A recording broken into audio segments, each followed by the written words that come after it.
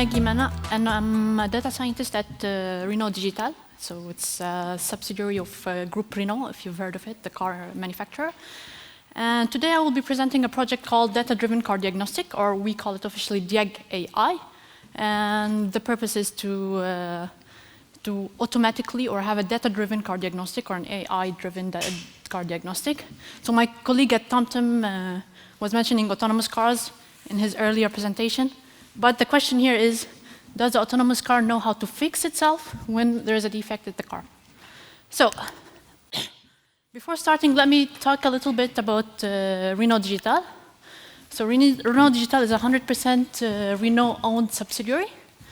We have more than 300 professionals which are between internal and external providers. We have 4 competency poles. One of the most important poles is a pole data. We also have techno and UX and agile pole.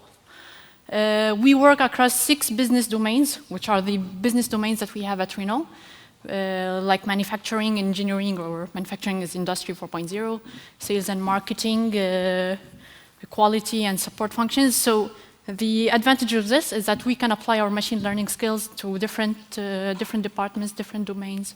We're not really strict to one department or one possible application of machine learning. And finally, recently we've been a certified training organization that we can give training in, especially in data and agile, to internals at Renault and externals as well. So what is the purpose of Renault Digital? Why was it created? So it was created recently in 2017. And the main objective is to accelerate the digital transformation at Renault by steering the digital value and participating in digital projects, incubating digital projects, and so on. So now let's start talking about the project, Diag AI. So Diag AI is one of the highly valued projects at Renault. The objective, as I've said, is to have a data-driven car diagnostic. What is the process that we have followed in order to arrive to this project? So the Diag AI process is very similar to any ML process, where you start by defining your business needs, asking some interesting questions like what is the objective, what is the problem, how can we solve it, what are the metrics, optimization metrics, what are the important success and failure metrics, when do we consider that our ML model has succeeded and when we consider that our ML model has failed, let's say. And once we have defined this, we see if we have the essential data sources. If not, we need to collect the data. If we do have, then we maybe start prototyping easily. So if we have the data, we can get the data, we can prepare the data in order for our model to work on it. And then we can train one or several models.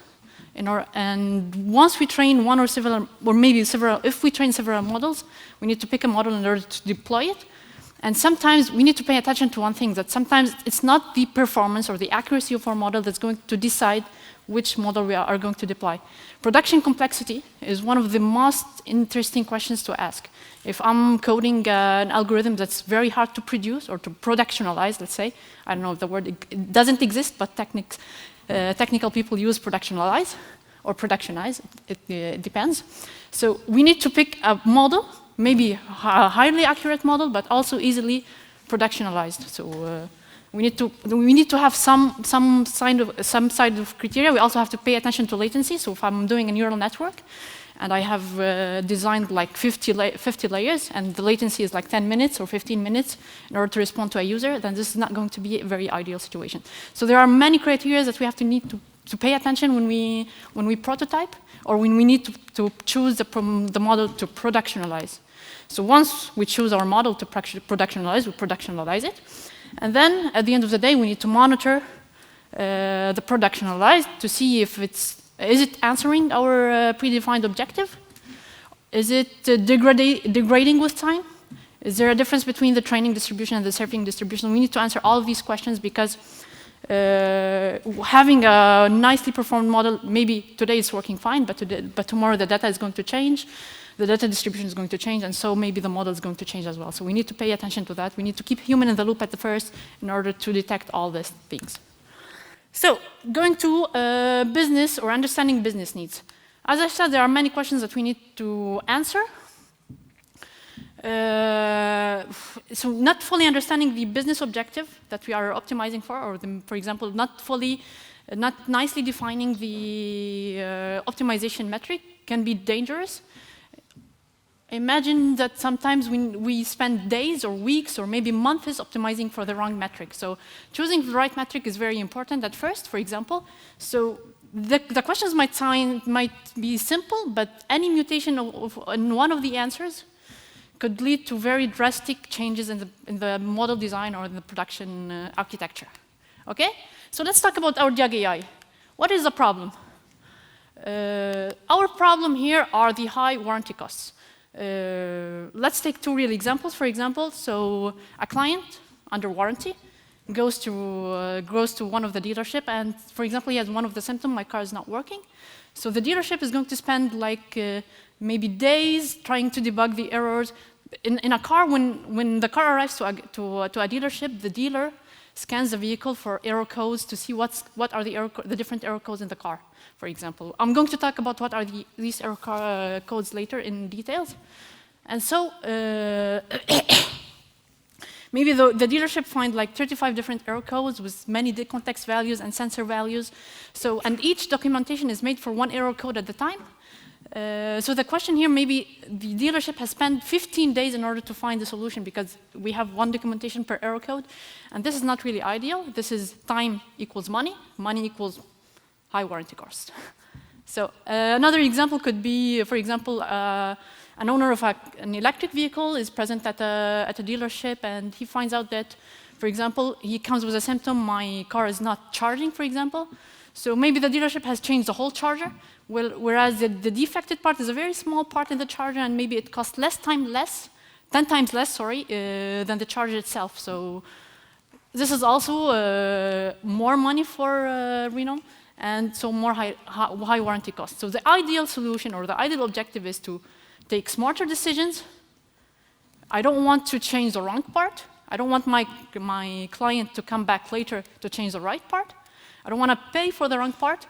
And to take faster diagnostic decisions, because the time the car is spending at the garage or at the dealership is also leading to high car warranty costs.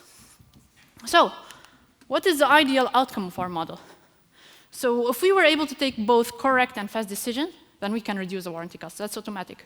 And as a second step, when the correct parts are being replaced, then we can improve customer satisfaction, because our customer is not going to come back with the same problem, and our customer is going to have less stopping time of his vehicle at the dealership. Okay? And finally, this could lead to optimize later on, and we can make an ML model in order to optimize ML chain, the supply chain.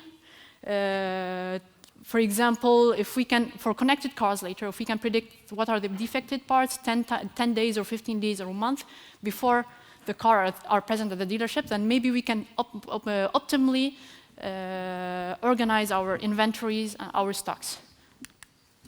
So, what are the success and failure metrics? So the performance of our model in each part can be quantified in terms of real gain and in terms of real loss. For example, let's take one part that is being involved in a model. Then the real gain loss can be estimated using the cost equation. For example, if we predict a certain part X to be replaced, and it is a real defected part, then I can estimate the gain, which is the time that I have reduced for our dealership to spend on the car. And we can estimate that by aggregating over the time spent for all the parts.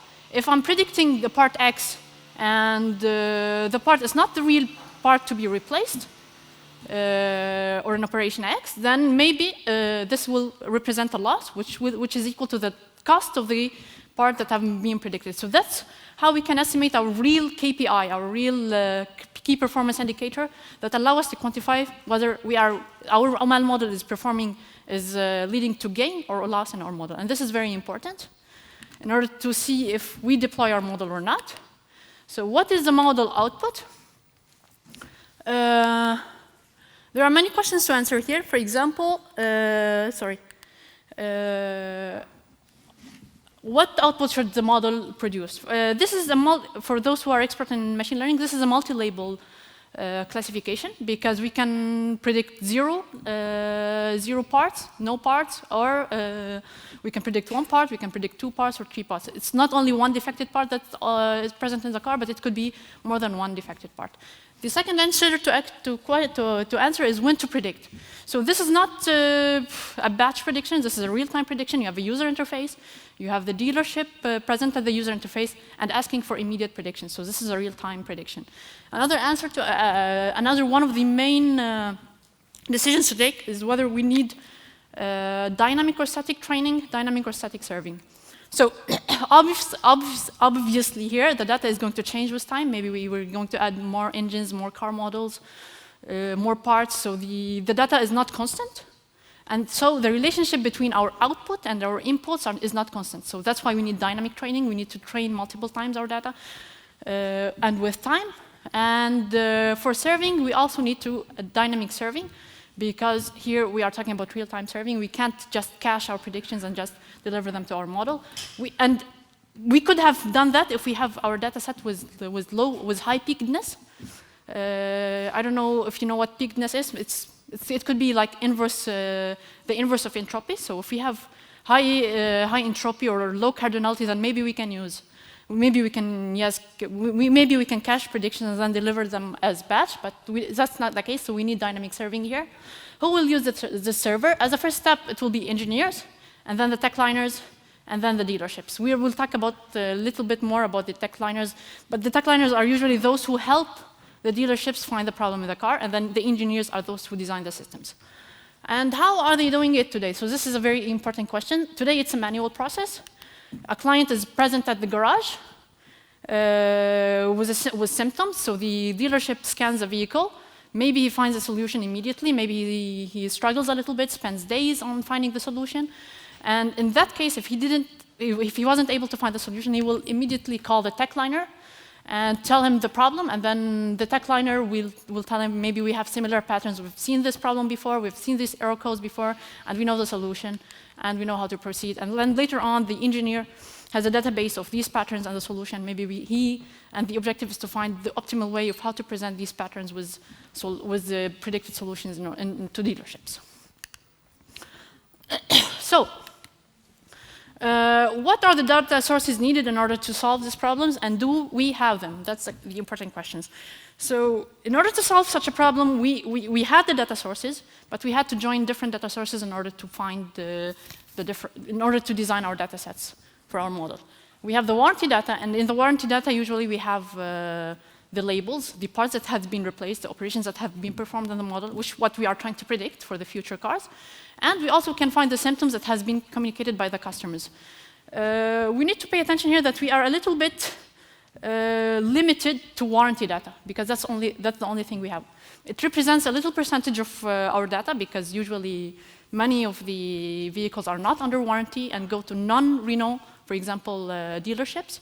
So that's quite a struggle, but it turned out to be not a very bad problem. It's going to limit our data that we have, but since we are going to use our application for warranty and not for any garage, for any Renault side, so the distribution of training and serving is the same, so that's not going to be a problem. We also need the diagnostic data, so when the car is scanned by a scanner, by the vehicle scanner, all the sensor data in the car are going to go to this diagnostic server, and that's where we can find the different error codes that has been generated in the car and the different context values. Let me explain here error codes or context values. So in each car, you have what we call ECU, electronic control units. And electronic control units are responsible for generating the data in the car. For example, when you're rolling in your vehicle, many of the sensors are measuring values, and if one of the sensors has measured, for example, an abnormal value, then this will trigger a DTC, what we call a diagnostic trouble code, or an error code, that's what I call it here. And usually this diagnostic trouble code is going to be stored in the data storage system, and when the scanner later on scans the vehicle, it's going to find these error codes. And another thing to mention here is that when an error code is triggered in a vehicle, when a DTC is triggered in a vehicle, many of the context values in the car are stored as well for this. For example, if DTC X has been triggered in a vehicle, then has been triggered in a vehicle, then maybe the temperature of the battery and the motor torque are also values that has been stored. One thing to pay attention here is that we don't have, for each triggered DTC, the same context values that has been stored. So this is a feature problem, because we don't have the same features for every car. Some of the, if DTC X has been triggered in a car, we might have the temperature, battery temperature, and the motor torque. But if the DTC X has not been triggered in the car, then these are missing values, and we don't have. So this is going to represent a very high problem for us when dealing with it as an ML problem. What is the IPI for problem during prediction? So we are going to have a real-time prediction. We need to have quick latency, quick system. So we have to have low latency in order to avoid lagging in UI. And we need to be careful about out-of-date data, not predicting out-of-date data. And we need to be careful about the fact that the features, when we scan the vehicle, and the data are going up into the server, and then the data in the server are going to be calling for prediction to our API. Is this whole period or this whole cycle longer than our latency requirements? If that's the case, then we need to work on data collection process in order not to generate this whole latency cycle. Now that we have defined our business, that we have understand our business needs, we can go on and prototype. So there is a good analogy we can say between the car diagnostic process and the medical diagnostic process. So maybe the diagnostic data can be compared to the diagnostic medical data, for example, sophisticated blood tests, things like that. The symptoms can be, the car symptoms, for example, my car is not charging, can be compared to the human symptoms. I have a pain, for example. And we can use the same data-driven analogy in order to define, to predict what is the problem, what are the defected parts, and what are the operations. But the question is, what is that we have here at DiagAI? So we have used neural networks. We have tested many models, but finally we have chosen neural networks for one simple reason with TensorFlow: production simplicity. And we're going to talk about that later. So, in our neural network, we have an input layer. And to the input layer, we have the metadata about the car, for example, the engine type, the mileage, and things like that. And these are normal numerical and categorical features, so we can encode them with the normal techniques that we know, like one-hot encoding or any bucketizing method, for example, for numerical features. But on the other hand, symptoms, error codes that I've mentioned before, are variable length feature arrays. For example, car A can be present with DTC 1, 2, 3. Car B can be present with DTC 1 and 5, for example. So we don't have the same, we have a variable length array.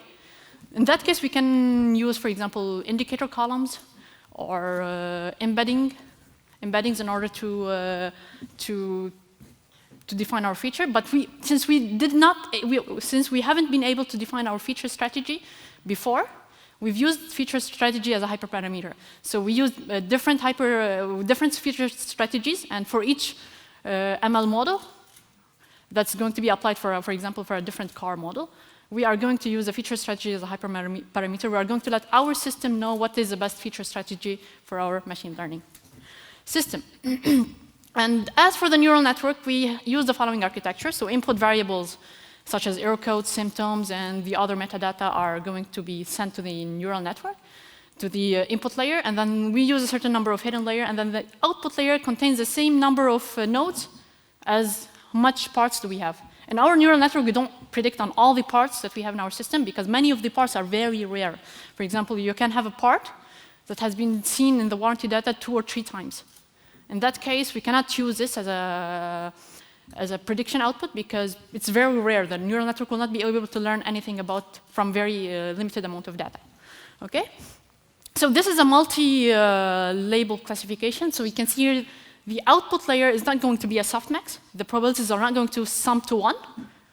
But we are going to use a sigmoid at each node. And this sigmoid will enter a probability for each part. And then it's up to us to tune the threshold if we are going to replace this part or not. So the threshold is not going to be the same for every part. We can tune each threshold independently on a validation set. Okay? The optimization metric. So our evaluation metric that we've used is the F1 score for now, because it finds a threshold between precision and recall, because we don't have more weight to put on precision or more weight to put on recall. But the problem is that F1 score is not convex. We cannot optimize for F1 score immediately. So our optimization metric is going to be a little bit different from the evaluation metric. So we can use the normal, typical binary cross entropy, as we can see here.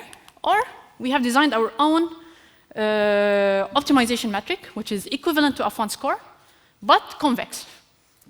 So we are optimizing for F1 score directly through an intermediate optimization metric that's equivalent to F1 score. We call it soft F1 score.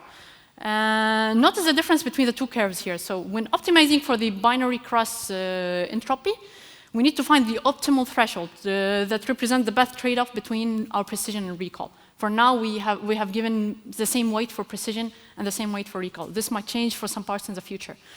But for such purpose, we need a separate validation set in order to find the optimal threshold for each part. And this might be not convenient, especially if we don't have too much data in order to construct too many validation sets, one for hyperparameter tuning, one for threshold tuning, and so on. So that's why we use the soft one max.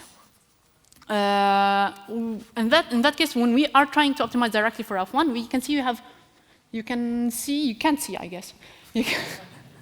You can see that you have this flat line. So wherever you choose your threshold, it's going to be the same.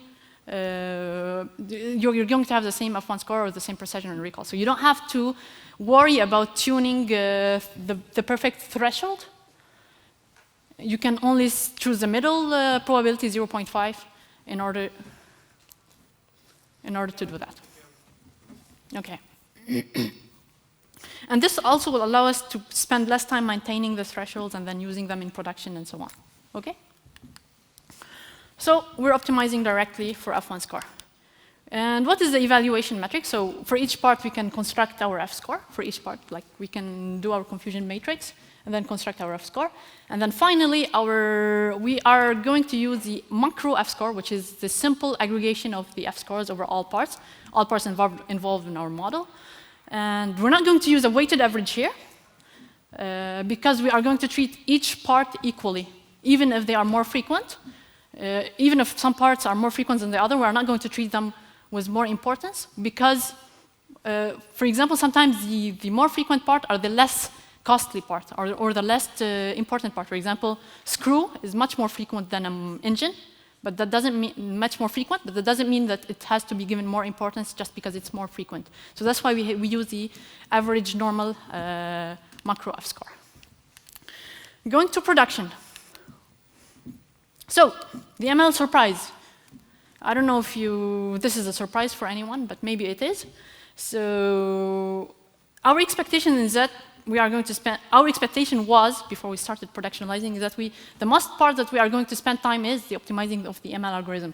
We've said that maybe defining KPIs or collecting data is not going to take too much effort allocation from our part, but the reality is much different.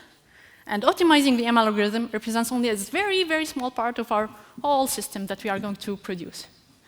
So that's something that's very important to take into consideration. So we need a way in order to find strategies, in order to get rid of the most boilerplate codes that we can use in our systems.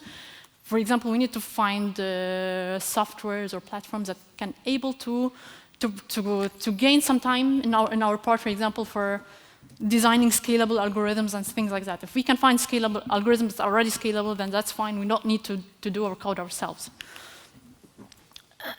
Our production pipeline, so it's a sequence of components specifically designed for scalable and high-performance machine learning model. We've used this production pipeline in different projects, and actually this is the first project that we've used this production pipeline, and once we've used this production pipeline in our project, we've been able to apply it for many different other projects. We're going to talk about that later. So one of the important components that you can see here are the model analysis, data analysis and validation, and model evaluation and validation. So these are very important components that we have added. So for the data analysis and validation, so data fed into the system is very important. If in any regular application we do some A/B testing or some testing to our code, we have to do the same thing for the machine learning. But we have to consider that data represents a very important part of our machine learning model. So we have to, the equivalent for the A/B testing for data is a testing for quality of data. We have to test if our data is well distributed like we've expected. We have to test if it's following the same values that we have set, and so on. So unexpected changes to the data coming to your system need to be detected so that the system can be adapted to these changes, or at least we can get notified in order to take the necessary actions. So the data validation and analysis part is very important. It's also, data understanding is also so important and for model understanding. So later on, if we have seen that our model have been degraded, maybe we have to go back to the data validation and understanding part to see what data are we feeding to this model and why is it acting this way. Okay? And designing data validation components allow you to detect errors at the very first stages. So if we are able to detect errors very soon, then this is going to save us a lot of time later on in the future in order if we can detect errors, we are going to use that later on so that we don't have to design all the systems based on a wrong data, for example. For the model training, we need to have a model that's able to use hyperparameter tuning and read out of memory data. We're going to talk about that later. And we need also scalability because it's very important. And for the model evaluation analysis, so once you train your model, you need to validate the quality of your data, of your model. You need to pass it through certain thresholds, some satisfying metrics. For example, latency is a satisfying metric. How much you are predicting is a satisfying metric. So you need to make sure that your model passes all these metrics, and ideally not just globally, but on slices of data. For example, I want my model to be performing well equivalently on Clio car model and on Megane car model. I want it to be equivalently working well in France and in Sweden, for example. So I want to make sure that my model is working well on each slice of my data that I have defined. And finally, serving. Once you validate your model, the model can be pushed for production. And one important last part, monitoring. So I've already talked about that. After deploying your model, you need to monitor it to make sure it responds to your objectives and it's not degrading with time and so on. So, Tensorflow Estimator. So why Tensorflow Estimator? Tensorflow Estimator can offer a variety of many services or many nice things, let's say. So it allows you to focus on optimizing your ML code without having to worry about the boilerplate code that repeats itself every time, like scalable training or checkpoints or things like that. So if you're building something very standard, you can use the pre-made TensorFlow models. Okay, so how much time do I have? Do I still have? Okay. So if you're building something fairly standard, you can use the TensorFlow pre-made estimators like linear or dense or a combine of those. But in our case, as you have seen before, we have defined our own neural network architecture that use sigmoids at the end because we're using a multi-label. We have defined our own custom BLAS, so we need custom models, and TensorFlow Estimator can come up. You can use custom models. You need checkpoints. So as data and training time grows with time, you need to be able to pause and continue training from a certain checkpoint. And you can resume on failure. If, for example, you've stopped training, so you can resume on failure, and you can predict from checkpoints as well. It offers a dataset API that is able to solve the out-of-memory dataset. Our dataset it might be huge, so we cannot maybe feed it all to the neural network. So we can maybe use batches, and that's what the dataset API offers. So the dataset API can work with the Estimator API, and it's very ideal as it supports shuffling, batching, and epochs.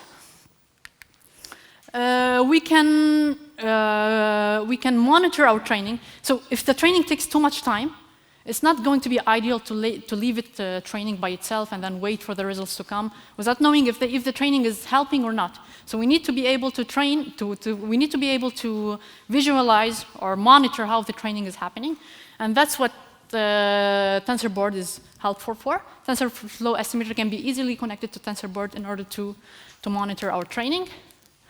And finally, scalability. So we need our model to be scalable. We need it to scale out and not up. And that's why we can use TensorFlow Estimator comes with the cluster configuration in order to perform on any platform that, either locally or any platform that supports the cluster configuration for distributed. There are many cluster configurations. This is one of them that uses parameter servers for gradient descent calculation for shared parameters. And finally, it can, usually the serving data is different from your training data. So sometimes it comes in a JSON format, which is different than what you use your training. So you need what we call you need to construct an exporter input function in order to let our model know how to serve the JSON data that we have. And finally, what about infrastructure? So TensorFlow Estimator offers this boilerplate code, but you need infrastructure in order to deploy this somewhere. So that's why we used what we call AI platform. I don't know if you've heard of it. It's on Google Cloud. It was called the Google ML engine before, and now it's called AI platform. So AI platform offers distributed training. You can specify the machines that you want to use, the parameter server machine. How do you want it to scale? You can specify your hyperparameters, and then you can package your TensorFlow code in order to make AI read this code immediately and train your model. You can monitor your jobs, either using the UI console. You can monitor how, for example, the master CPU utilization, the master memory utilization, all the workers that we've been using in our model. We can also monitor that in order to see if our system is working well or not. And we can also use TensorBoard for that case. For serving predictions, we need a scale. We have AI platform offers a scalable, serverless system, so you don't have to worry about provisioning the right amounts of machines or the right size of machines. And you can also, that provide versioning. You can have one model that can give you different versions, and you can pass from one version to another very simply. And you can also monitor the predictions per second or the queries per second that have been calling our API or our model or version of model. And one last thing that AI platforms that's very nice and it provides is the hyperparameter tuning as a service. So you need to specify you specify your hyperparameters, and then AI platform automatically use hyperparameter in parallel trials in order to find the best hyperparameters that you need. It offers 3 types of hyperparameter search: the grid search, the random search, and the Bayesian hyperparameter optimization, which is something very cool to check out if you didn't already check out. So it can allow you to visualize your different trials and the different metrics corresponding to the different trials and deploy and click, which is not very ideal because for the reproducibility, but it's something nice to do. So one last thing, we've talked about data analysis and validation. It identifies anomalies in training and serving data and can automatically create a schema by examining the data. So it can perform validity check to see if the values correspond to the schema that we expect. It can perform train serving skew, because sometimes your training distribution is different from the serving distribution. Something different is in the code of the serving distribution. So it is able to automatically detect the serving and the training serving skew and any drift over time, any anomalies of drift over time. Maybe your training data set is drifting over time, a new car model has been introduced, a new engine has been introduced, and so on. So it's able to do that very easily. TensorFlow model analysis is also a library of TensorFlow extended to the FX.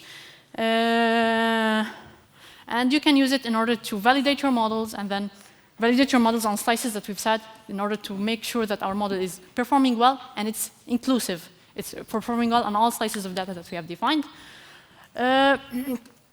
In order to build a hybrid machine learning systems that are that can act well both on premises and cloud, your machine learning framework needs to be composable, portable, and scalable.